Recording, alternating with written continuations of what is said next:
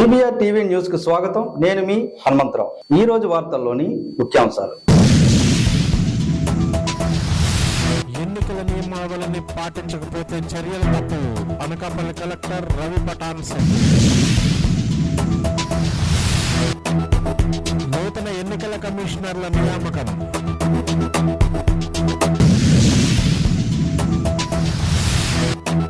Anakapalli SP Muralikrishna ఆధ్వర్యంలో తనిఖీలు.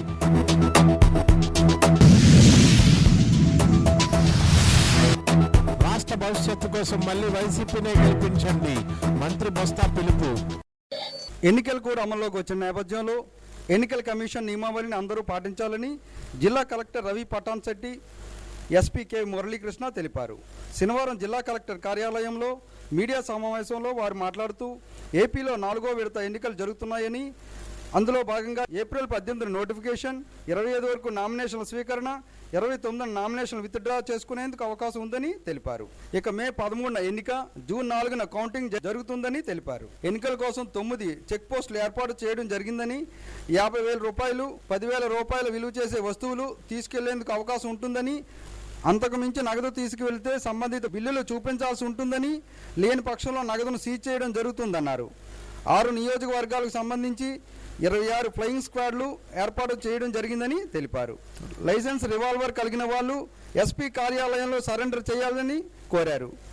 No violence అనే నినాదంతో ఎన్నికలు ప్రశాంతంగా జరగాలని, అందులో భాగంగా రౌడీ షీటర్లపై నిఘా ఉంచుతామన్నారు. ఎలక్షన్ కమిషన్ ఆఫ్ ఇండియా కాసేపటి ముందు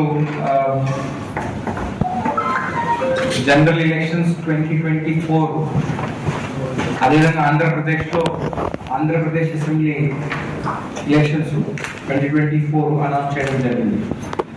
ముందుగా జస్ట్ మీకు మరొకసారి ఇన్ఫర్మేషన్ కోసం ఈరోజు 16 మార్చ్కి అనౌన్స్మెంట్ వచ్చింది. మనది 4th ఫేజ్ లో వచ్చింది. మన date of issue of gazette notification 18th April 2024 కి ఉంటుంది. లాస్ట్ డేట్ ఆఫ్ నామినేషన్స్ మనకి 25th ఏప్రిల్ ఉంటుంది. స్క్రూటినీ 26th ఏప్రిల్ 2024 ఉంటుంది.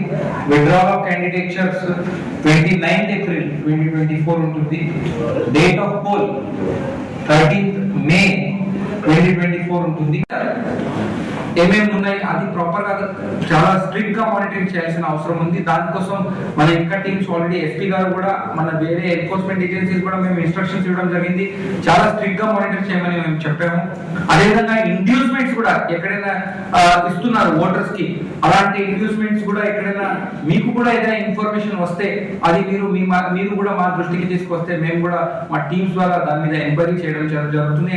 స్ట్రిక్ట్ గా యాక్షన్ తీసుకోవడం జరుగుతుంది. మీరు అందరూ ఎలక్షన్ కమిషన్ ఆఫ్ ఇండియా ఇచ్చే ఇన్స్ట్రక్షన్స్, ఇచ్చే క్వశ్చన్ ఆన్సర్ సెషన్ మొత్తం వినే ఉంటారు.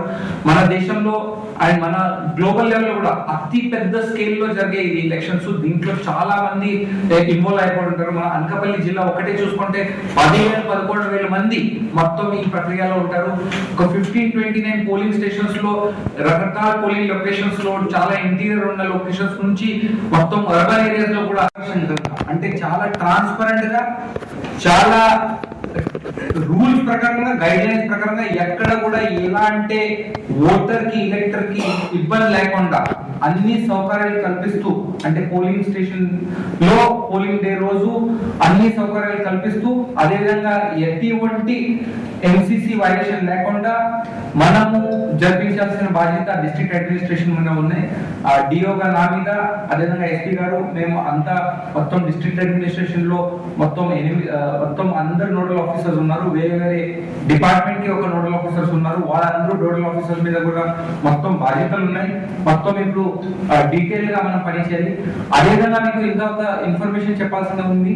ఇప్పటి నుంచి డిలీషన్స్, కరెక్షన్స్ అంటే ఫార్మ్ 7 ఫార్మ్ 8 కూడా ఇప్పటి నుంచి ఆగిపోతాయి. ఆల్రెడీ మీకు మొన్న కూడా నేను ట్రైనింగ్ అవేర్నెస్ ప్రోగ్రామ్ లో ఆల్రెడీ ఈ పాయింట్ చెప్పడం జరిగింది. కానీ లాస్ట్ డేట్ ఆఫ్ నామినేషన్ వరకు మేము అడిషన్స్ తీసుకుంటూ ఉంటాము. అండ్ అది 10 days బిఫోర్ వరకు వేరే విధంగా దానికి ఒక డిస్పోజల్ ఉంటుంది. అండ్ 10 days తర్వాత కూడా డిస్పోజల్ ఉంటుంది. ఈ తర్వాత ఇంకా ఒక రౌండ్ ఆఫ్ మీడియాతో ఒక ట్రైనింగ్ అండ్ అవేర్నెస్ ప్రోగ్రామ్ కూడా పెడతాము. ఈ రోజు నుంచి అంటే ఈ రోజు సాయంత్రం నుంచి ఎంసీఎంసీ అంటే మీడియా మానిటరింగ్ కమిటీ కూడా యాక్టివేట్ అయిపోతుంది, కోఆర్డినేషన్ అండ్ మానిటరింగ్ కమిటీ. ఆ కమిటీకి ఇన్ఛార్జ్ గా నోడల్ ఆఫీసర్ మన పీడీఏపీ మేడం ఉన్నారు, దాంట్లో డిపిఆర్ గారు సీనియర్ ఆఫీసర్స్ ఉంటారు. సో ఈ రోజు నుంచి మీరు కూడా ఏదైనా అడ్వర్టైజ్మెంట్స్ పెడుతున్నారంటే దయచేసి సర్టిఫికేట్ తీసుకుని పెట్టండి. Especially local media and local ఏదైనా ఏంటంటే అది దానికి ప్రాపర్ గా, ఎందుకంటే అది వెరిఫై చేసేసి పెట్టాల్సిన అవసరం ఉంది. సో దానికి కూడా already media monitoring community already ఈ రోజు నుంచి యాక్టివేట్ అయిపోయింది. దీంతో పాటు మనకి కంప్లైంట్స్ మానిటరింగ్ సిస్టమ్ అంటే వచ్చే 24 hours లో మనకి చట్టం 6వ హ్యాండ్బుక్ ప్రకారంగా 24 hours లోపల మన కంప్లైంట్ మానిటరింగ్ సిస్టమ్ ఒక కమాండ్ అండ్ కంట్రోల్ సెంటర్ ఏర్పాటు చేయాల్సిన అవసరం ఉంది. ఆల్రెడీ మనం దీని మీద గత ఒక నెల నుంచి కంటిన్యూస్ గా పనిచేస్తాము. కానీ ఇప్పుడు ఎలక్షన్ అయిన తర్వాత ప్రత్యక్షంగా అందరు నోడల్ ఆఫీసర్స్ అందరు టీం ఒకే చోట కూర్చోడానికి ఇక్కడ కలెక్టరేట్ లోనే ఒక ప్లేస్ ఏర్పాటు చేస్తున్నాము.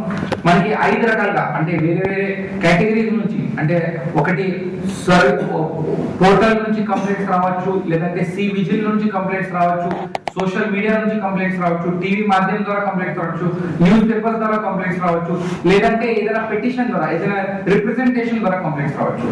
సో ఇలాంటి అన్ని కంప్లైంట్స్ డీల్ చేయడానికి ఒక ఇంటిగ్రేటెడ్ కమాండ్ సెంటర్ లాగా మనం కమాండ్ సెంటర్ ఏర్పాటు చేయడం జరిగింది. ఆ కమాండ్ సెంటర్ లో మొత్తం అన్ని డిపార్ట్మెంట్ నుంచి మన దగ్గర సంబంధించిన అధికారులు ఉన్నారు. మొత్తం అది 24/7 అది రేపటి నుంచి మొత్తం ఫుల్ ఫ్లెజ్డ్ గా ఆపరేషనల్ అయిపోతాయి. కానీ ఇప్పటి వరకు కూడా ఆల్ యాక్టివిటీస్ అన్ని జరుగుతున్నాయి. ఇంకా డీటెయిల్ గా ఇంకా ఇప్పుడు ఎందుకంటే మనకి అన్ని రిపోర్ట్స్ సబ్మిట్ చేయాలి, దాని తగ్గట్టుగా మొత్తం అది ఏర్పాటు చేస్తున్నాము. So that is one thing which is operationalise. అదేవిధంగా మనకి నిన్నటి సాయంత్రం నేను ఎస్పీ గారు మొత్తం డీటెయిల్ రివ్యూ తీసుకొని మన దగ్గర ఉన్న అన్ని ఫ్లయింగ్ స్క్వాడ్స్ యాక్టివేట్ చేయడం జరిగింది. ఒక ఫ్లయింగ్ స్క్వాడ్ లో ఒక సీనియర్ ఆఫీసర్ ఉంటారు, ఒక పోలీస్ డిపార్ట్మెంట్ ఆఫీసర్ ఉంటారు, ఒక వీడియోగ్రాఫర్ ఉంటారు. సో ముగ్గురుది కలిపి ఒక ఫ్లయింగ్ స్క్వాడ్ ఉంటుంది. అది కూడా యాక్టివేట్ చేయడం జరిగింది. ఇది చెక్ పోస్ట్ కాకుండా అంటే చెక్కింగ్ పాయింట్స్ కాకుండా ఇది ఫ్లయింగ్ స్క్వాడ్ కూడా యాక్టివేట్ చేయడం జరిగింది. స్టాటిక్ టీమ్స్ కూడా మనం ఒక టైం నుంచి యాక్టివేట్ చేస్తాం. So these are the enforcement activities మనం తీసుకుంటాం. ఇప్పుడే మీకు చెప్పేలాగా model code of conduct kick అయింది కాబట్టి పొలిటికల్ పార్టీస్ తో కూడా మనం ఒక వర్క్ షాప్ పెట్టేసి ట్రైనింగ్ అంటే పర్మిషన్స్ ఉండవచ్చు, లేదంటే ఎలాంటి యాక్టివిటీస్ వాళ్ళు టేకప్ చేయొచ్చు, టేకప్ చేయలేరు, అలాంటి అన్నిటి మీద కూడా ఒక ట్రైనింగ్ వర్క్ షాప్ కూడా మనం మండేకి ఆర్గనైజ్ చేస్తున్నాము. అది ఆల్రెడీ ఒక 1 రౌండ్ అయింది. మండే మళ్ళీ విదిన్ 72 hours వాళ్ళతో కూడా ఒక మీటింగ్ చేయాలి కాబట్టి మండేకి వాళ్ళతో కూడా వాళ్ళతో బ్యాంకర్స్ తో కూడా ఒక మీటింగ్ ఆర్గనైజ్ చేస్తున్నాము. అండ్ మిగతా అందర్ ఎన్ఫోర్స్మెంట్ ఏజెన్సీస్ తో కూడా ఫిజికల్ గా ఇంకా ఒక మీటింగ్ ఆర్గనైజ్ చేస్తాం. పదవి విరమణ చేసిన మాజీ ఉన్నతాధికారులు జ్ఞానేష్ కుమార్, సుఖ్బీర్ సింగ్ సంధు కేంద్ర ఎన్నికల కమిషనర్లుగా ఎంపిక అయ్యారు. ఈ ఇద్దరు మాజీ ఐఏఎస్ పేర్లకు ప్రధాని నరేంద్ర మోడీ నేతృత్వంలోని అధీర్ రంజన్ చౌదరి సభ్యులుగా ఉన్న ఈ కమిటీ దీనికోసం గురువారం ఢిల్లీలో సమావేశం అయ్యింది. అనంతరం ఇద్దరు కమిషనర్లు నియామకంపై కేంద్ర న్యాయశాఖ నోటిఫికేషన్ జారీ చేసింది. ఎన్నికల కమిషనర్ అరుణ్ గోయల్ ఈ నెల 8న రాజీనామా చేయడం, మరో కమిషనర్ అనూప్ చంద్ర పాండే కాలపరిమితి ఫిబ్రవరి 14న ముగియడంతో ఎన్నికల సంఘంలో గత డిసెంబర్లో చేసిన ఎన్నికల కమిషనర్ల నియామక చట్టం ప్రకారం ఆ పదవులకు కేంద్ర ప్రభుత్వంలో సెక్రటరీ స్థాయి హోదాలో పనిచేసిన వారు మాత్రమే అర్హులు. కేంద్ర ప్రభుత్వ పదవి విరమణ చేసిన ప్రస్తుతం సెక్రటరీ హోదాలో పనిచేస్తున్న రాష్ట్రాలు, కేంద్ర పాలిత ప్రాంతాలలో ప్రస్తుత మాజీ ప్రభుత్వ ప్రధాన కార్యదర్శి పేర్లు 200కి పైగా పరిశీలించింది. కేంద్ర న్యాయశాఖ మంత్రి అర్జున్ రామ్ మేఘవాల్ నేతృత్వంలోని సెర్చ్ కమిటీ వడపోత తర్వాత ఉప్పల్ కుమార్ సింగ్, ప్రదీప్ కుమార్ త్రిపాఠి, జ్ఞానేష్ కుమార్, ఐ పాండే, సుఖ్బీర్ సింగ్ సంధు, సుధీర్ కుమార్, గంగాధర్ తో జాబితాలు రూపొందించింది. ఈ 6 నుంచి ప్రధాని నరేంద్ర మోడీ నేతృత్వంలోని కమిటీ జ్ఞానేష్ కుమార్, సుఖ్బీర్ సింగ్ ను ఎంపిక చేసింది. సబ్బవరం మండలం బాలజంగాలపాలెం టోల్గేట్ సమీపంలో మర్రిపాలెం వద్ద త్వరలో జరగనున్న సార్వత్రిక ఎన్నికల నేపథ్యంలో జాతీయ రహదారిపై ఏర్పాటు చేసిన పోలీస్ చెక్ పోస్ట్ ను ఎస్పీ కేవి మురళీకృష్ణ శుక్రవారం ఆకస్మికంగా తనిఖీ చేశారు. ఈ సందర్భంగా ఎస్పీ కేవి మురళీకృష్ణ మాట్లాడుతూ 24 గంటలు అప్రమత్తంగా ఉంటూ వాహనాల తనిఖీలు ముమ్మరం చేయాలని సిబ్బందిని ఆదేశించారు. ఇటీవల అక్రమంగా తరలిస్తున్న మద్యాన్ని పట్టుకున్న సిబ్బందిని ఆయన అభినందించారు. మరింత అప్రమత్తంగా స్వతంత్రంగా ఉత్సాహంగా పనిచేయాలని కేవీ మురళీకృష్ణ సూచించారు. ఆయన వెంట ఎస్ఐ ధనుంజయ, సిబ్బంది తదితరులు పాల్గొన్నారు. విశాఖపట్నం పార్లమెంటు నియోజకవర్గ కార్యాలయాన్ని లాసన్స్ బే కాలనీలో శుక్రవారం వైఎస్ఆర్సీపీ ప్రారంభించింది. ఈ సందర్భంగా మంత్రి బొత్స సత్యనారాయణ మాట్లాడుతూ రాష్ట్ర శ్రేయస్సు కోసం వైఎస్ జగన్మోహన్ రెడ్డిని గెలిపించవలసిన బాధ్యత ప్రజలపై ఉందన్నారు. పేదలకు మేలు జరగాలంటే వచ్చే ఎన్నికల్లో మళ్లీ వైఎస్ జగన్మోహన్ రెడ్డి ముఖ్యమంత్రి కావాలన్నారు. సంక్షేమ పథకాలు అందాలంటే వైఎస్ఆర్సీపీని గెలిపించాలని పిలుపునిచ్చారు. సంక్షేమాన్ని, ప్రజా కర్షక పాలనను అడ్డుకోవాలని ప్రతిపక్ష పార్టీలు కుట్ర పన్నుతున్నారు అని అన్నారు. ఈ నేపథ్యంలో జగన్మోహన్ రెడ్డి చెప్పిన విధంగా పెత్తందారులకు, సామాన్యులకు మధ్య యుద్ధంగా ఈ ఎన్నికలు నిలుస్తాయన్నారు. ఐటీ శాఖ మంత్రి అమర్నాథ్, మాజీ మంత్రి కృష్ణదాస్ మాట్లాడుతూ విశాఖ అభివృద్ధిపై ముఖ్యమంత్రి జగన్ కు ప్రత్యేక విజన్ ఉందన్నారు. Bhogapuram airport, Inorbit mall, Adani data centre, పలు ఫిషింగ్ హార్బర్లు, పోర్టు ఆధునీకరణ, ఇలా ఎన్నో ప్రాజెక్టులు రానున్న రోజుల్లో విశాఖ రూపురేఖలు మార్చనున్నాయన్నారు. వచ్చే ఎన్నికల్లో వైఎస్ఆర్సీపీ విజయం సాధిస్తే విశాఖ ఖ్యాతి అంతర్జాతీయంగా వెలుగొందుతుందన్నారు.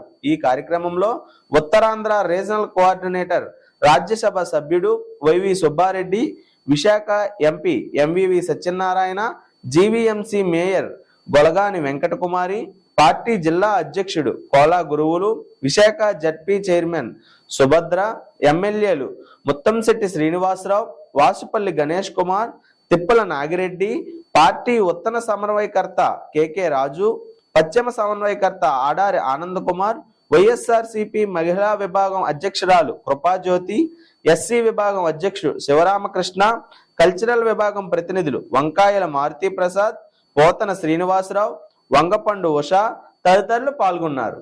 వైఎస్ వివేకానందరెడ్డి 5వ వర్ధంతి సందర్భంగా వివేక కుమార్తె సునీత మాట్లాడుతూ వైకాపా పునాదులు వివేక కోడికత్తి సీను రక్తంతో తడిసిపోయాయని ఆమె చెప్పారు. ప్రతి ఒక్కరూ వైకాపా నుంచి బయటికి రావాలి, లేకపోతే ఈ పాపం మీకు చుట్టుకుంటుంది. అంతకన్నా పార్టీకి ఓటు వేయవద్దు, జగన్ కు అసలు ఓటు వేయొద్దు. మన ధైర్యాన్ని ఓటు ద్వారా చూపిద్దాం. నా తండ్రిని హత్య చేసిన వారికి, చేయించిన వారికి శిక్ష పడాలి. వివేకానందరెడ్డికి జరిగిన అన్యాయం మరొకరికి జరగకూడదు. ఎన్నికల్లో నేను పోటీ చేస్తానా లేదా అనేది అప్రస్తుతం. మాపై నిందలు వేసిన నిర్దోషత్వం నిరూపించుకుంటాం.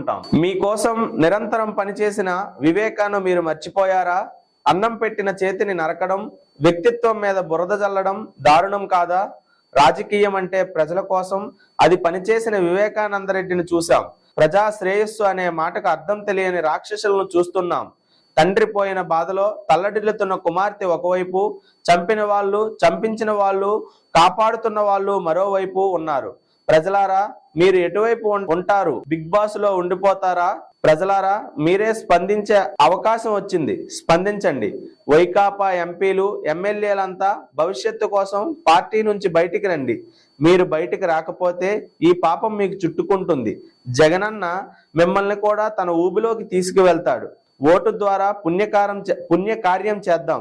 ఈ పోరాటంలో మీరందరూ భాగస్వాములు కండి. వివేకాన్ని చంపిన వాళ్లకు ఓటు ద్వారా బుద్ధి చెబుదాం. అన్యాయంపై న్యాయం గెలుస్తుందని నిరూపిద్దాం. నిందితులకు శిక్ష పడాలని పోరాడుతున్న నాపై నింద మోపుతారా? నాకు, నా కుటుంబానికి హత్యతో సంబంధం ఉంటే ఎందుకు అరెస్ట్ చేయలేదు?